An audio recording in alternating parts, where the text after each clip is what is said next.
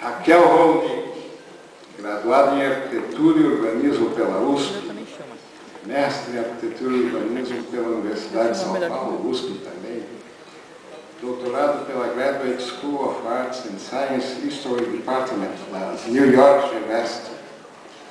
Desde 1979 é professora universitária no campo de Arquitetura e Urbanismo, sendo atualmente professora da FAO-USP. Foi diretora de planejamento da cidade de São Paulo e consultora de cidades brasileiras e latino-americanas em política urbana e habitacional. Foi também secretária nacional de programas urbanos do Ministério das Cidades entre 2013 e 2007. É autora de livros e artigos sobre a questão urbana e é, meus amigos, relatora internacional da ONU para direito à moradia. Desde 2011, é bolsista de produtividade de pesquisa do CNPq. Uma personalidade mundial, um orgulho para nós arquitetos brasileiros. Com a palavra, Raquel Holding.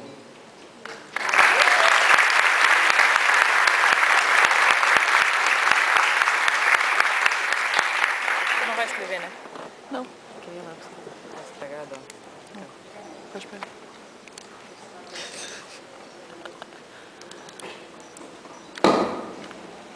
Boa tarde a todos, a todas presentes. Em primeiro lugar, eu queria muito agradecer ao Paulo por esse convite, por essa oportunidade de poder estar aqui participando desse congresso, que eu já gostaria de ter participado logo do primeiro, mas antes tarde do que nunca. E também, quando eu estava aqui sentadinha, vendo o resultado do concurso, tive a oportunidade de ver também os demais projetos que estão expostos. Eu fiquei pensando, essa conferência vai ser um anticlímax.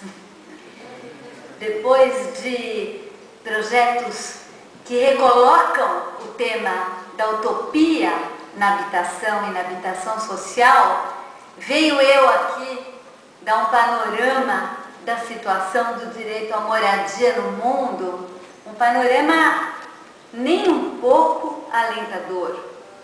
E a principal raiva mesmo que me deu, sentada lá vendo os projetos, esses projetos ganhadores, era constatar que nenhuma dessas propostas seria execuível com os instrumentos de política habitacional e de financiamento de política habitacional que nós temos no Brasil e na maior parte do mundo. Nenhum deles. Não ia passar. Minha Casa Minha Vida, nos programas que nós temos na Argentina, no Chile, no México, em nenhum deles. E o que eu vim contar para vocês é por quê. Por quê? O que aconteceu com as políticas habitacionais no mundo se, em determinado momento na história da política habitacional do planeta, nós pudemos exercer concretamente uma experimentação e a arquitetura moderna, uma das bases, um dos princípios da arquitetura moderna, nasceu com a experimentação de produção de habitação social de qualidade em alguns países europeus. Essa é parte da nossa história.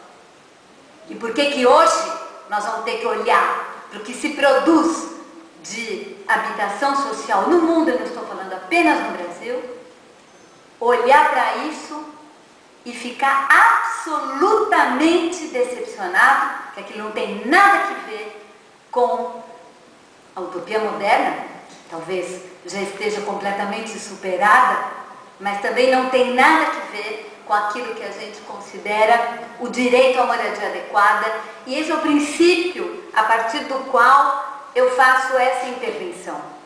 A moradia adequada, assim como ela é definida no âmbito dos direitos humanos, e eu vindo da arquitetura e urbanismo, não sou uma pessoa que vim da área dos direitos humanos, não sou advogada, acabei de descobrir esse mundo entrando pela porta do direito à moradia, e eu descobri que o conceito dos direitos humanos de moradia adequada não tem nada a ver com depósito de gente, com produção de casas.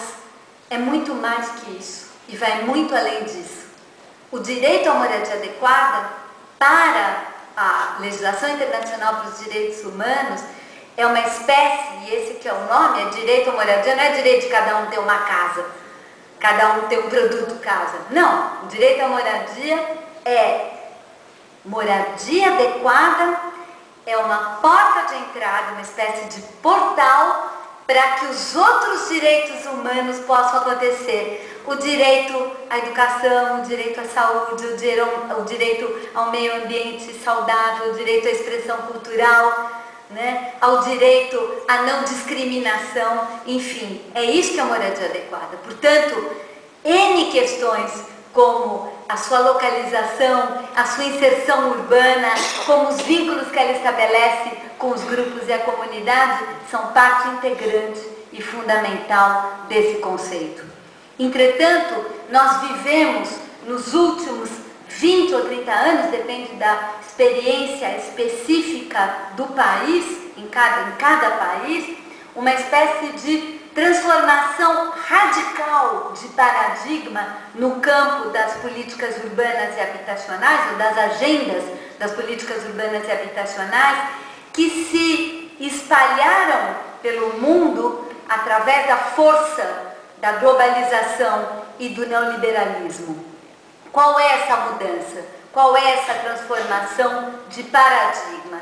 Ele foi ou livremente adotado por governos ou imposto claramente por instituições financeiras internacionais como o FMI, como o Banco Mundial, como o Banco Interamericano de Desenvolvimento, como condicionalidades para a recepção de empréstimos financeiros? O que é esse novo paradigma? Esse novo paradigma significou basicamente uma espécie de retirada dos estados do setor habitacional, mas sobretudo, muito mais do que retirada dos estados, e no hibridismo do modelo brasileiro, nós vamos entender que na verdade essa retirada não é uma retirada, os estados têm um papel fundamental na construção daquilo que é central desse novo paradigma, que é a promoção dos mercados financeiros da habitação, ou a financiarização da produção da habitação, ou, se a gente for traduzir isso numa espécie de etapas, uma espécie de tomada do setor de habitação pelo mercado, a ideia de que é o mercado mercado privado é que tem que se encarregar desse tema, e um forte vínculo entre essa produção mercantil, essa mercantilização e o sistema financeiro, e mais recentemente o sistema financeiro globalizado. A gente pode notar e perceber em 93, num relatório que teve uma enorme influência, um relatório do Banco Mundial sobre política urbana, que foi publicado em 93, que se chama, vou falar o nome em inglês, Housing Enabling Markets to Work.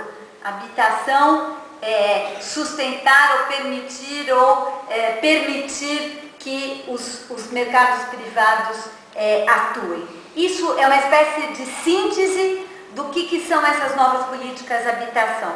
Qual que é a ideia?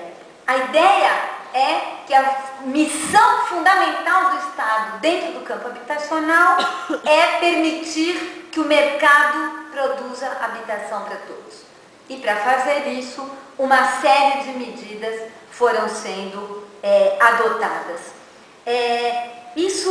A financiarização da produção da habitação teve um enorme crescimento em países de economia desenvolvida, como os Estados Unidos, a Inglaterra, a Dinamarca, a Austrália, o Japão. Basicamente, o mercado hipotecário nesses países muitas vezes duplicou, triplicou, foi multiplicado por 10, a ponto de nos Estados Unidos, num determinado momento, o mercado hipotecário era maior do que o PIB dos Estados Unidos. Vocês terem como é possível um mercado ser maior do que o PIB do país, porque evidentemente ele está internacionalizado. Eu estou falando do mercado de hipotecas, ou seja, é a operação de compra de habitação e as hipotecas ligadas a isso como uma forma fundamental de acesso às pessoas à sua casa. Isso vai acontecer não só nos países desenvolvidos, mas nos antigos países comunistas, do bloco comunista, né, como da União Soviética, do leste europeu, aonde toda a produção pública, todo o estoque público foi privatizado, e isso também vai penetrar em países menos desenvolvidos ou emergentes, como na América Latina, o Chile, o México e agora o Brasil, e também na África, em países como a África do Sul e na Índia, Tailândia, China, um grande mercado novo hipotecário também, pensando nos exemplos asiáticos. Então nós estamos pensando realmente numa tendência absolutamente global, de tal maneira que em 2006 o próprio Banco Mundial, num importante artigo avaliando como tem evoluído as finanças ligadas à produção habitacional, solta a seguinte frase: o gênio da lâmpada do sistema financeiro da habitação está solto. Ou seja, a coisa foi, né? Então, o que nós estamos falando é do processo de mercantilização de habitação e cada vez mais do uso do setor habitacional como um ativo financeiro vinculado a um mercado financeiro internacional globalizado. Até aí, tudo bem. O único problema é como isso impactou o direito à moradia das pessoas nos países, né? Então, isso significou, e para que o mercado pudesse assumir esse setor como provedor, isso exigiu, em países que tinham políticas habitacionais como o desmantelamento dos sistemas habitacionais públicos.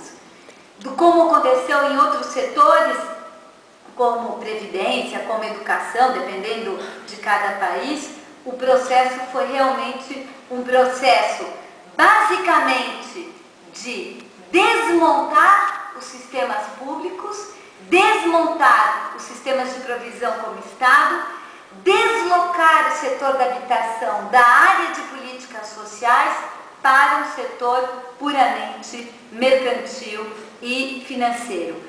E para fazer isso, nesse contexto, quer dizer, no contexto das agendas neoliberais, isso significou concretamente cortar os orçamentos públicos na área de habitação.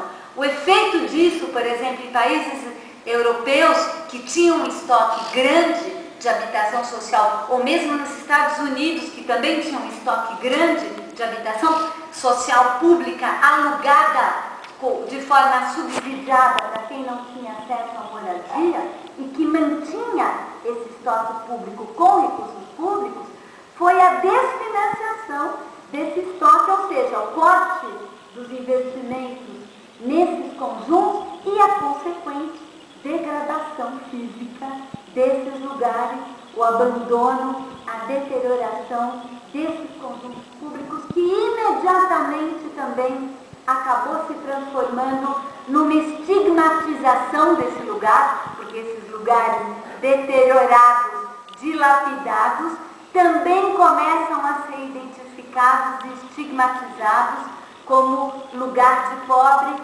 lugar de marginal, lugar de preto, e, portanto, a partir daí começa a se construir a ideia de que estes lugares são estigmas dentro das cidades, são guetos, são estigmas dentro das cidades.